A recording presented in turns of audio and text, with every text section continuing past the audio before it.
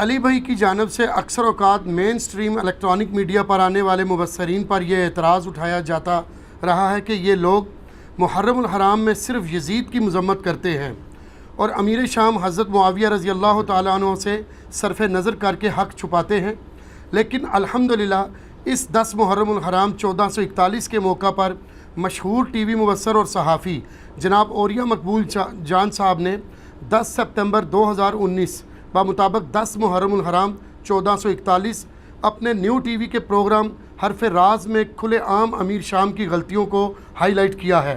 Please اس موقع پر کم از کم ان کی تعریف کر دیں۔ جی ہم تو تعریف کرتے ہیں، جی پہلے بھی تعریف کرتے ہیں۔ دیکھیں یہ اوریہ مقبول جان صاحب جو ہیں حافظہ اللہ تعالی، یہ آپ سمجھیں کہ باقیات الصالحات ہیں ہمارے مین سٹریم الیکٹرانک میڈیا میں، کہ جو ریلیجن کے اوپر بات کرتے ہیں۔ آپ کو کئی معاملات میں ان سے اختلاف ہو سکتا ہے، مجھے بھی شدید اختلاف ہے، خصوصاً انہوں نے ہمارے جو آپ کو پتہ ہے کہ ملک کے اندر ایک دھرنا سیاست شروع ہوئی دین کے نام کے اوپر، اور اس دین کے نام پہ جو کچھ ہوا یعنی وہ ایک بڑا تلخ حقیقت ہے۔ اس موقع پر انہوں نے جس طریقے سے ان کو سپورٹ کیا اور ان کی غلطیوں کو ہائی لائٹ نہیں کیا، مجھے شدید اختلاف ہے ان سے، اور میں نے اس کا اظہار اپنی ملاقات میں بھی ان سے کیا تھا۔ 22 فروری 2018 کو وہ ہمارے جہلم شہر میں آئے تھے، اس سے پہلے ہی انہوں نے کسی کے ذریعے میرا فون نمبر ارینج کیا، پھر انہوں نے مجھ سے کہا کہ میں نے ملاقات کرنی ہے تو آپ مجھے ٹائم دیں۔ میں نے کہا سر آپ ہمارے بزرگ ہیں، ٹائم والا معاملہ کہ جب بھی آپ آئیں گے انشاءاللہ تعالیٰ میں خود حاضر ہو جاؤں گا۔ تو پھر میری کافی ڈیٹیل ان سے ملاقات ہوئی، اس کے اوپر آپ کو میرے یوٹیوب پہ ایک کلپ بھی مل جائے گا، اوریہ مقبول جان صاحب اور انجینئر محمد علی مرزا کی میٹنگ، اس حوالے سے آپ کو وہ ڈیٹیل مل جائے گا۔ اس میں میں نے وہ اس پوری میٹنگ کی رودات بھی سنائی تھی، اور اس میں نے اس طرح کی ساری چیزیں بھی ان کے ساتھ ڈسکس کی۔ اس ڈسکشن کے دوران مجھے ایک چیز بڑی کھل کر سامنے آئی کہ جو اوریہ مقبول جان صاحب ہیں انہوں نے خلافت و ملوکیت پڑھی ہوئی ہے مولانا مودودی رحمہ اللہ تعالیٰ کی، اس لیے ان کو یہ سارے معاملات کلیئر ہیں، اور مجھے کہنے لگے کہ میں نے خلافت و ملوکیت کے حوالے سے تمہارے جتنے لیکچرز ہیں وہ آلموسٹ دیکھے ہیں، خصوصاً مولانا اسحاق مدنی رحمہ اللہ تعالیٰ المتوفیٰ 2013 عیسوی، ان کے ساتھ جو میرا 1 to 1 40 کوسچنز کا کوسچن آنسر سیشن ہوا تھا، وہ کہتے ہیں میں نے بڑے غور کے ساتھ سنا ہے، اس لیے مجھے یہ سارے معاملات کلیئر ہیں، ان کو یہ پورے کے پورے ایشوز کلیئر ہیں۔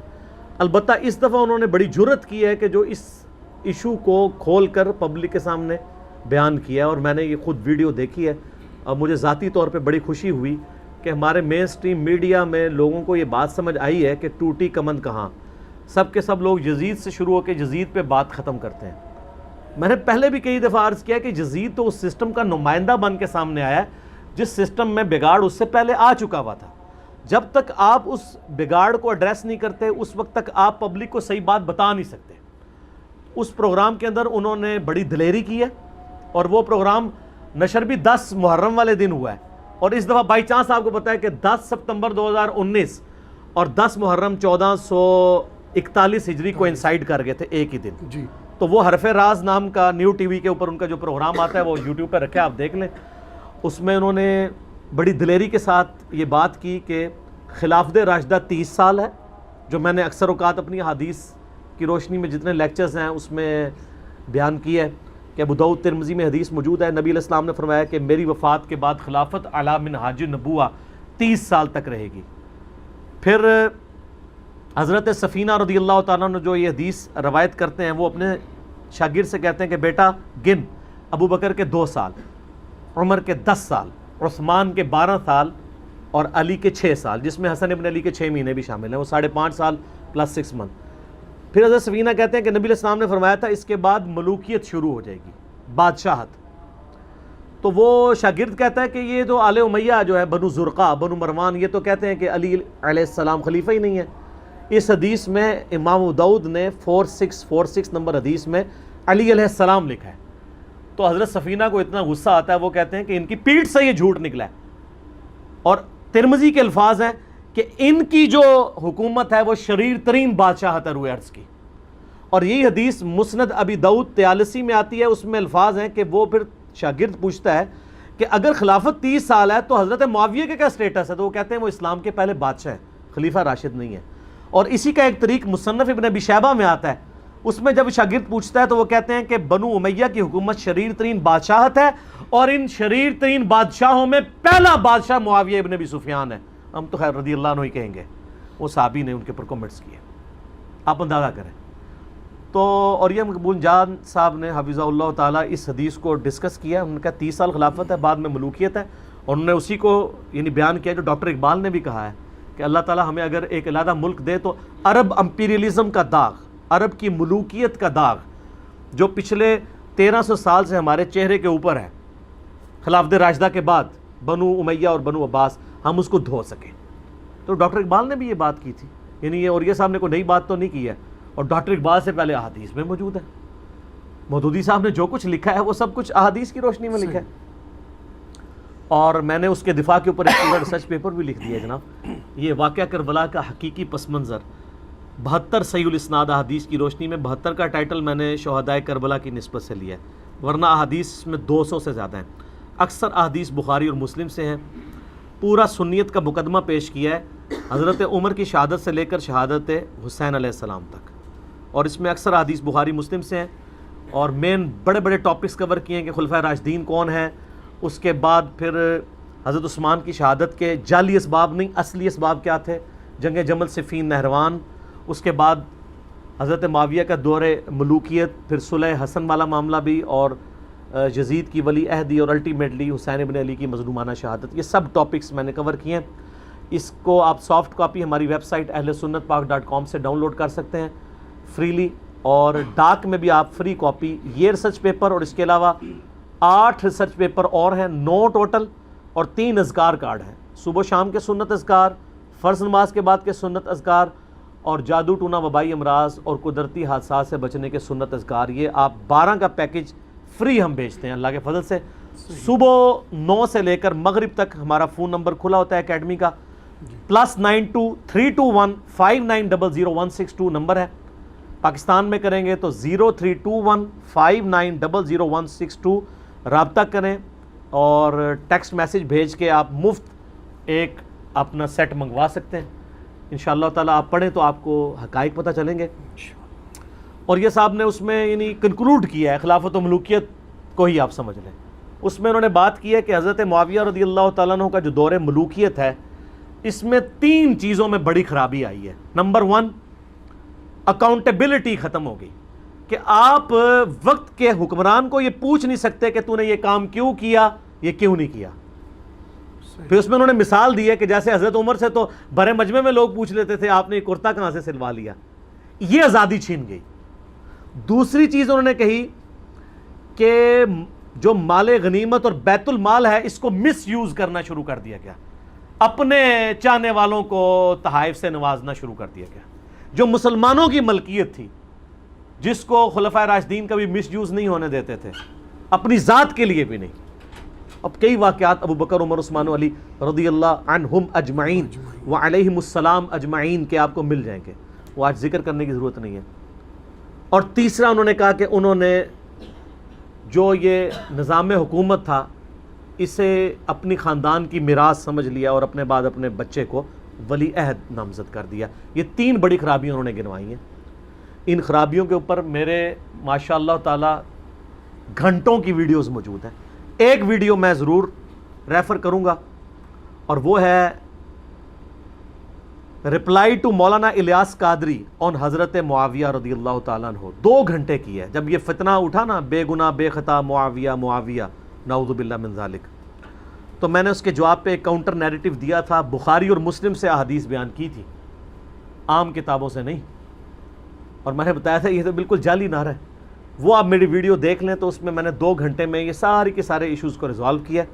لیکن چونکہ اب اوریہ صاحب نے یہ بہت بڑی بات کی ہے, عام لوگوں نے تو شاید اس کو اوور لک کر دیا ہو. اب جب میری یہ ویڈیو چڑھے گی تو اوریہ صاحب کی بریکٹس کے اندر لوگ جو ہے نا وہ عزت افزائی کریں گے انورٹڈ کامرس میں.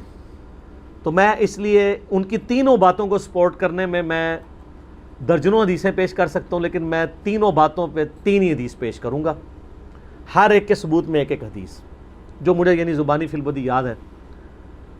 اور وہ 3 احادیث ہماری مین سٹریم کی اہل سنت کی کتابیں جو یہاں پہ پڑھی نہیں ہوئی, صرف پڑھی ہوئی بھی ہیں, علماء کے شوکیسوں میں تو پڑھی ہوتی ہیں، پڑھی نہیں ہوتی. کیوں؟ کیونکہ نہ میں وہابی نہ میں بابی، میں ہوں مسلم علمی کتابی. نہ ہم سو کالڈ وہابی ہیں، کوئی علمی بات کرے اسے کہتے ہیں یہ وہابی ہے، اور نہ ہم بابوں کا دفاع کرنے والے بابی ہیں، ہم علمی کتابی مسلمان ہیں. یہ جو انہوں نے بات کی نا کہ بیت المال کا مس یوز ہونا شروع ہو گیا، مسلمانوں کا جو مال تھا وہ مس یوز ہوا، اس کو سپورٹیو حدیث ہے صحیح مسلم میں انٹرنیشنل نمبر کے مطابق 4776، آپ کھول کے پڑھ لیں کہ ایک شخص عبداللہ بن عمر بن عاص رضی اللہ تعالیٰ عنہ کے پاس آتا ہے اس حال میں کہ وہ خانہ کعبہ کے ساتھ ٹیک لگائے ہوئے مسجد حرام میں بیٹھے ہوتے ہیں، اور وہ آ کے کہتا ہے کہ آپ ہمیں اطاعت امیر کے اوپر حدیثیں سنا رہے ہیں کہ امیر کی، حکمران کی اطاعت کرو، جبکہ آپ کے چچا کا لڑکا معاویہ ابن ابی سفیان جو اس وقت مسلمانوں کا حکمران ہے، ہمارا امیر ہے، وہ تو ہمیں حکم دیتا ہے کہ ہم لوگوں کا مال نہ حق طریقے سے، حرام طریقے سے ہڑپ کریں اور لوگوں کو نہ حق قتل کریں. جبکہ سورہ نساء کی آیت نمبر 29 میں آتا ہے کہ اے ایمان والو ایک دوسرے کا مال نہ حق طریقے سے ہڑپ مت کرو اور ایک دوسرے کو قتل مت کرو. ہم اللہ کی بات مانیں کہ یہ اپنے امیر کی بات مانیں. اب یہ بہت بڑی ایک سمجھ لیں ان کی طرف سے کلمہ حق تھا جس طرح اوریہ صاحب کی طرف سے. تو عبداللہ بن عمر بن عاص جو ہیں وہ تھوڑی دیر انہوں نے سر جھکائی رکھا، پھر انہیں سر اٹھا کے کہا کہ معاویہ کی اطاعت کرو ان کاموں میں جن کاموں میں وہ اللہ کی اطاعت کے اندر اندر تمہیں حکم دیتے ہیں، اور جن باتوں میں وہ اللہ کی نافرمانی کا حکم دے اس میں تم معاویہ کی نافرمانی کرو. یہی ایک مسلمان کا عقیدہ ہونا چاہیے. اچھا، اسی طریقے سے اوریہ مقبول جان صاحب حفظہ اللہ تعالیٰ نے جو اس میں کہا کہ انہوں نے یعنی سوال کرنا بین کر دیا تھا کہ اکاؤنٹیبلٹی کوئی نہیں حکمران کی. ملوکیت میں، بادشاہت میں یہی تو ہوتا ہے کنگ شپ کے اندر. اس کو سپورٹیو حدیث ہے صحیح بخاری میں انٹرنیشنل نمبر کے مطابق 4108 غزوہ خندق والے چیپٹر میں کہ تحکیم کے مسئلے کے بعد جب حضرت معاویہ مدینہ شریف آتے ہیں تو عبداللہ بن عمر رضی اللہ تعالیٰ عنہما کو ان کی بہن سیدہ حفصہ جو ام المومنین بھی ہیں سلام اللہ علیہا، وہ کہتی ہیں کہ عبداللہ حضرت معاویہ آئے ہیں اور وہ خطبہ دے رہے ہیں، تم اس خطبے میں جا کے بیٹھو، یہ نہ ہو کہ تمہاری غیر موجودگی سے کچھ اور ہی مطلب لے لیا جائے کہ کوئی فارورڈ بلاک تو نہیں بن گیا تو آج کی دور میں. تو عبداللہ بن عمر چلے جاتے ہیں، وہاں پہ حضرت معاویہ تقریر کرتے ہوئے کہتے ہیں کہ جس کو اس امر خلافت میں کوئی خواہش ہے نا وہ اپنا سینگ اٹھائے، اپنا سر اٹھائے. عرب کے لوگ محاورے بڑے سخت بولا کرتے تھے. اپنا سینگ اٹھائے، میں اس کے باپ سے بھی زیادہ خلافت کا حقدار ہوں. اور یہ بات انہوں نے اصل میں حضرت عمر کے بارے میں کی، گستاخانہ. اس کا ثبوت یہ ہے کہ اسی حدیث میں آتا ہے کہ جب مجمع چھٹ گیا تو حبیب بن مسلمہ کہتے ہیں کہ میں نے عبداللہ بن عمر سے کہا کہ آپ نے معاویہ کو اسی وقت کیوں نہیں جواب دیا جب وہ یہ بات کر رہا تھا کہ میں اس کے باپ سے زیادہ حقدار ہوں جسے کوئی خواہش ہے خلافت کی.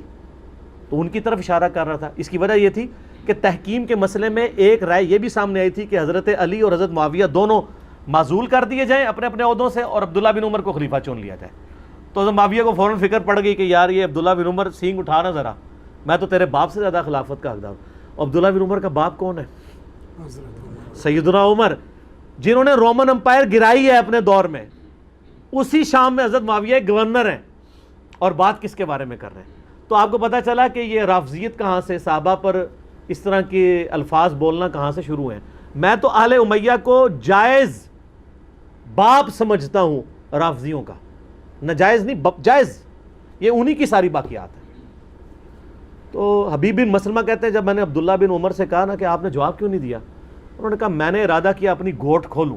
احتبا کر کے بیٹھے تھے دونوں گھٹنوں کو یوں لے کے، اور میں اس کو معاویہ کو اسی وقت جواب دوں کہ تجھ سے زیادہ خلافت کا حقدار وہ ہے جس نے اسلام کی خاطر تم باپ بیٹا سے، تم اور تمہارا باپ ابو سفیان جب کافر تھے، جنگ کی ہوئی ہے.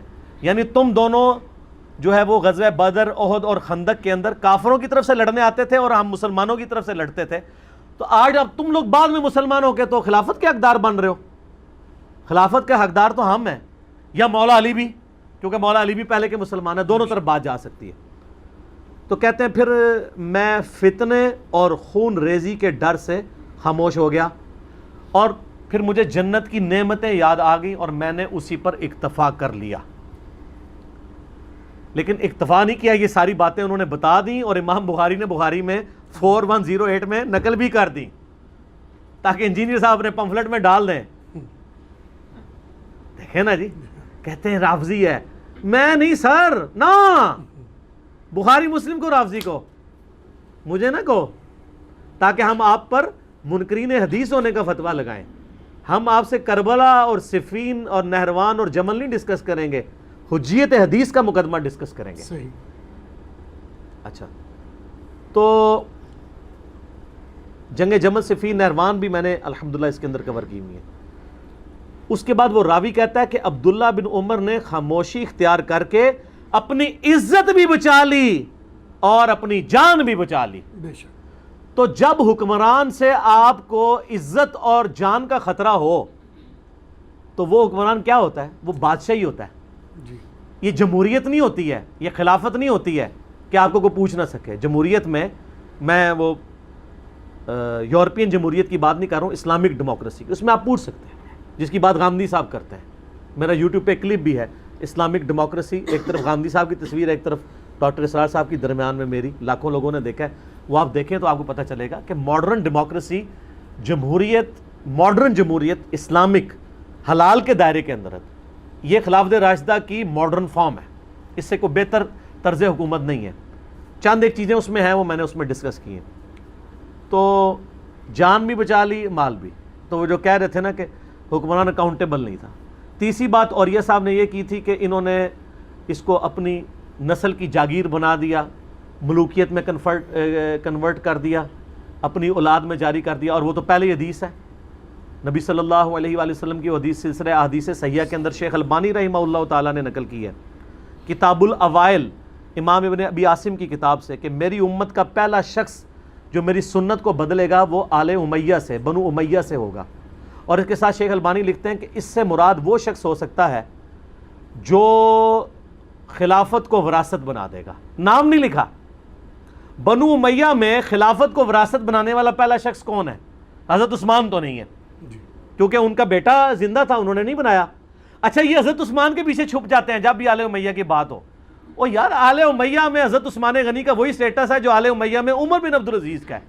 ان دو بندوں کی وجہ سے پوری آل امیہ کو سرٹیفکیٹ دے دیا جائے.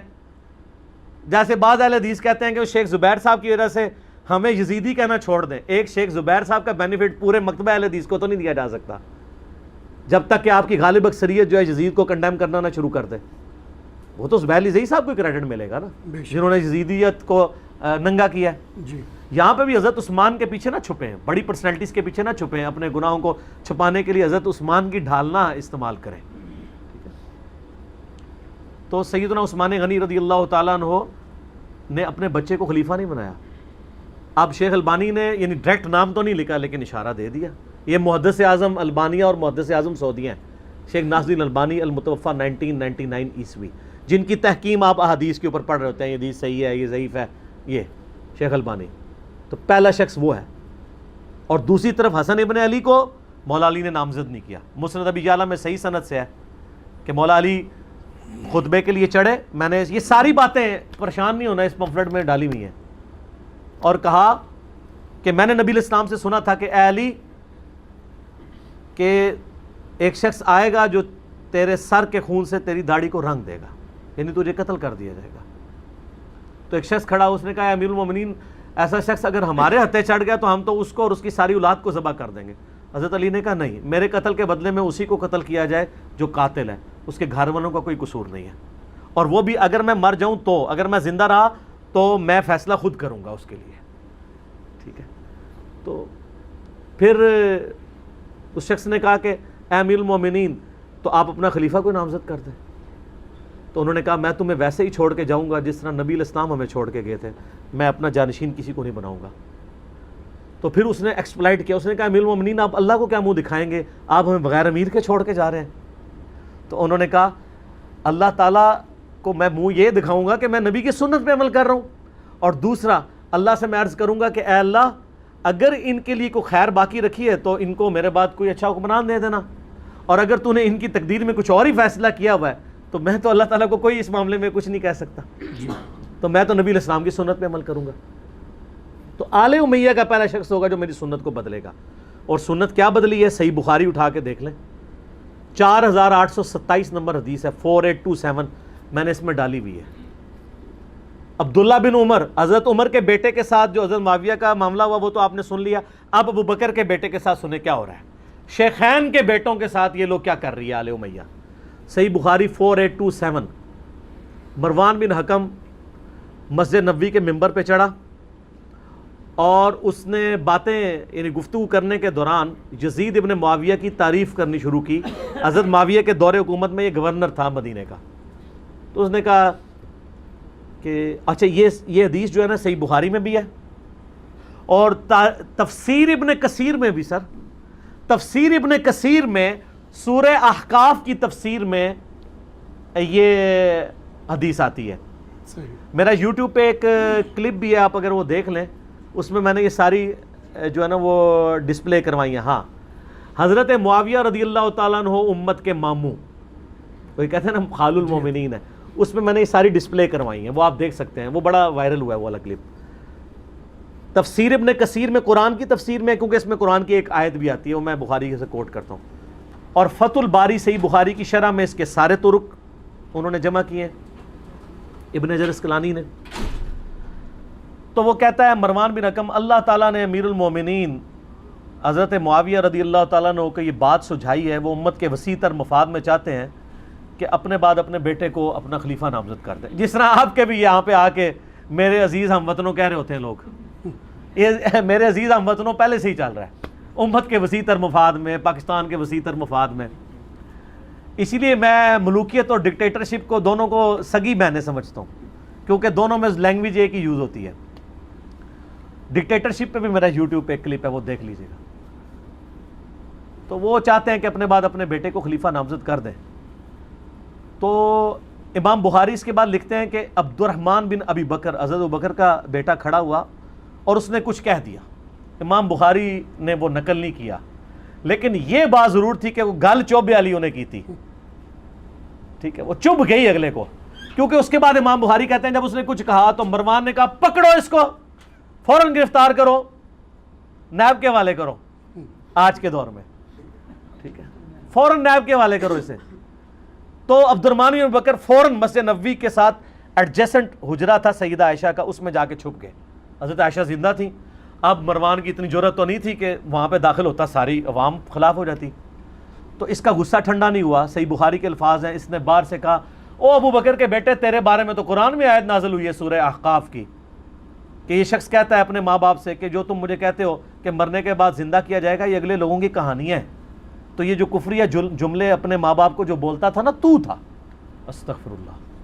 سیدہ عائشہ کو غصہ آیا, وہ پردے میں بولی کہ آل ابی بکر کے بارے میں کوئی آیت نازل نہیں ہوئی سوائے جو آیت میری برات کے لیے نازل ہوئی ہے سورہ نور میں, جب ان پہ تہمت لگی تھی. بخاری میں تو یہ بڑی سادہ سی, ویسے اتنی بھی سادہ نہیں ہے حدیث, لیکن باقی کتابوں میں تفسیر ابن کثیر میں سارے کے سارے طرق جمع کیے ہیں. حافظ ابن کثیر نے بھی, فتح الباری میں ابن حجر اسقلانی نے, اور انجینئر صاحب نے بھی. سنن نسائی الکبریٰ کے اندر بھی, امام نسائی کی جو کتاب ہے, یہ سارے طرق میں نے اس میں جمع کیے ہیں. اس میں لکھا ہوا ہے کہ وہ جو آتا نا کہ عبد الرحمن بن ابی بکر نے کچھ کہا, اور اس سے پہلے جو ہے کہ مروان نے کہا. مروان نے تو جو خطبہ کیا نا کہ اللہ تعالیٰ نے ایک بات سجھائی ہے, اس کے آگے اس نے کہا کہ یہ اسی طریقے سے خلیفہ نامزد کر رہے ہیں جس طرح کہ ابو بکر نے بھی تو عمر کو خلیفہ نامزد کیا تھا. تو حضرت عمر کیا ابو بکر کے بیٹے تھے؟ اور دوسرا, وہ مشورے کے بعد انہوں نے نامزد کیا تھا, ملوکیت نہیں بنائی تھی, اولاد تو ہے ہی نہیں تھی. بیٹا تو ان کا عبد الرحمن بن ابی بکر خود زندہ تھا جو وہاں بیٹھا ہوا تھا. اسی کو تکلیف ہونی تھی نا کہ مجھے تو بیٹے خلیفہ نہیں بنایا گیا, خام خواہ تو کہہ رہے ہیں کہ ابو بکر نے بھی کیتا سی. ابو بکر نو ویسے ہی بچ لے آ رہے ہو. ابو بکر نے عمر کو بنایا تھا, تو لہٰذا معاویہ یزید کو بنانا چاہتے ہیں. دیکھیں ان لوگوں کی مت کیسے ماری ہوئی ہوتی ہے, کس بات کو کہاں سے جوڑ دیتے ہیں. جب مت ماری ہے تو یہی بات. تو عبد الرحمن بن ابی بکر نے کچھ کہا, امام بخاری کہتے ہیں سنن نسائی الکبریٰ میں ہے, تفسیر ابن کثیر میں ہے سورہ احقاف کی ان آیات کی روشنی میں, اور مصنف ابن ابی شیبہ میں, فتح الباری میں. وہ کہتے ہیں کہ عبد الرحمن بن ابی بکر نے کھڑے ہو کر کہا کہ سیدھی طرح کہہ کہ تیرا امیر المومنین معاویہ ابن ابی سفیان کیسرو کسرا کے طریقے پہ چلنا چاہتا ہے، ابو بکر اور عمر کی سنت پہ نہیں. بہت بڑی پھکی تھی.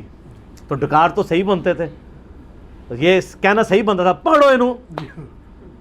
اور وہ جب حجرے میں گئے تو وہاں تو آتا ہے نا، اس نے یہ بات کی، اس میں بھی آتا ہے. ادھر آگے الفاظ ہیں کہ حضرت عائشہ نے کہا اسکت، چپ کر، بکواس بند کر، آل ابی بکر کے بارے میں کوئی آیت نازل نہیں ہوئی ہے سوائے وہ جو میری برات میں.